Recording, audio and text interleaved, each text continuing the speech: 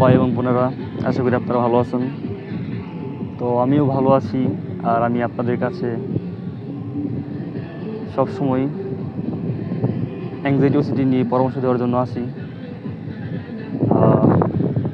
আশা করি আপনারা ততটা ভালো নেই যতটা ভালো মানুষ থাকে, স্বাভাবিক মানুষ, কারণ অ্যাংজাইটি ওসিডি থেকে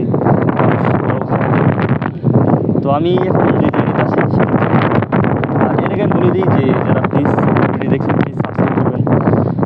যদি 50টা সাবস্ক্রাইব হয় তাহলে আমি ইনশাল্লাহ লাইভ এসে আপনাদেরকে পরামর্শ দেবো অ্যাংজাইটি ওসিডি নিয়ে। আর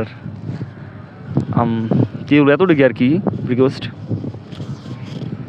তো আমি যেই জায়গাটাতে আসছি সেটা হচ্ছে একটি মাটির ছোটো একটি স্টেক, আর এই পাশে নদী, খুবই সুন্দর, খুবই ভালো লাগে এরকম জায়গা ভ্রমণ করতে, কারণ এসব প্রকৃতির অনুভব করতে পারি আর কি। প্রকৃতির যে সৌন্দর্য এখন অনুভব করতে পারি, কারণ এখন আর আমার নেই। আলহামদুলিল্লাহ অনেকটা সুস্থ হয়েছি।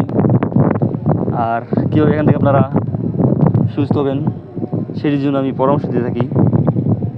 তো ভাই এবং বোনেরা, আপনারা ক্ষণিক সময়ের জন্য এই রোগটির মধ্যে আছেন, আর আপনারা খুব তাড়াতাড়ি সুস্থ হবেন যদি আপনারা নিয়ম কানুন এগুলো মানেন এবং পজিটিভ চিন্তাগুলো করেন।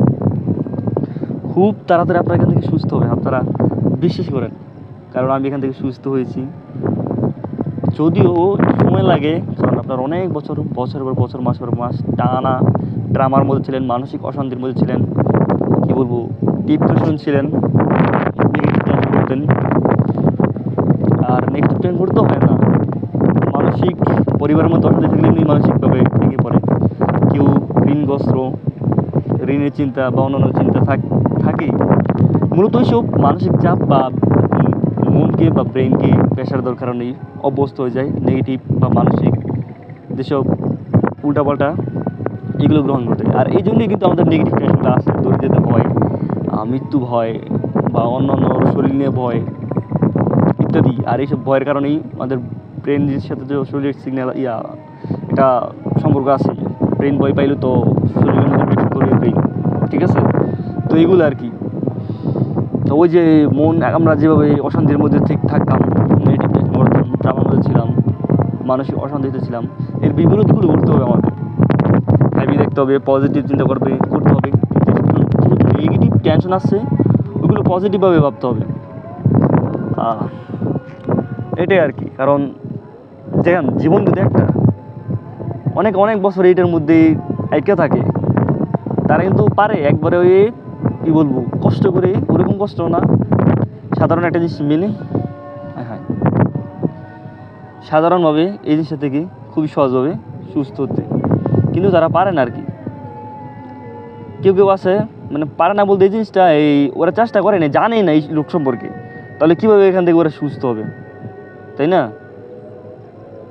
তো যারা সুস্থ হয় তারা তো মনে করেন যে রুটিন, পজিটিভ চিন্তা, ব্যায়াম এগুলো করা শুরু করে। তো এটা আর কি, এগুলো করতে হবেই সুস্থ হওয়ার জন্য। আর সবচেয়ে বড় কার্যকারিতা করে এটা হচ্ছে 70% থেকে 80% পজিটিভ চিন্তা। তো আর কি, যারা ভিডিওটি দেখছেন প্লিজ আবারও রিকোয়েস্ট করছি, প্লিজ চ্যানেলটি সাবস্ক্রাইব করে আমার পাশে দেখবেন।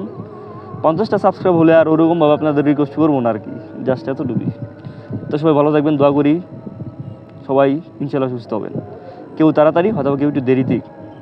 এটা জাস্ট মনের সমস্যা, এটা শারীরিক কোনো সমস্যা না, মন থেকেই সিমটমসগুলো হয়, এটা ঠিক। তো সবাই ভালো থাকবেন।